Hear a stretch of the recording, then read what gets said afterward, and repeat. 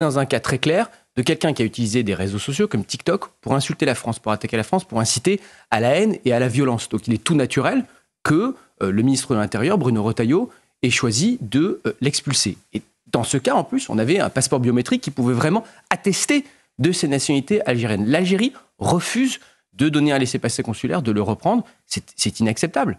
C'est totalement contre le type de coopération qu'on devrait avoir avec l'Algérie. Et donc, moi, je suis totalement en phase avec ce qu'a dit le ministre de l'Intérieur après cet épisode. À un moment, vous savez, le président de la République a travaillé beaucoup dans le dialogue avec l'Algérie pour réconcilier les mémoires, pour reconstruire une relation, je crois, avec beaucoup de bonne foi, avec beaucoup de sincérité. Faire un mea culpa sur la colonisation française. On ne peut vraiment, française. là-dessus, rien lui reprocher. Il s'est engagé dans cette démarche. Mais dans un dialogue, pour avoir un dialogue respectueux, pour avoir un dialogue équilibré, il faut être deux. Et aujourd'hui, il y a un pays qui s'y refuse, c'est l'Algérie. Et qui, en plus, parce que là on parle de la question des influenceurs, mais vous avez entendu le président de la République au discours devant les ambassadeurs lundi, qui en plus est en train de garder en prison un écrivain, un vieil homme, malade, Boualem Sansal.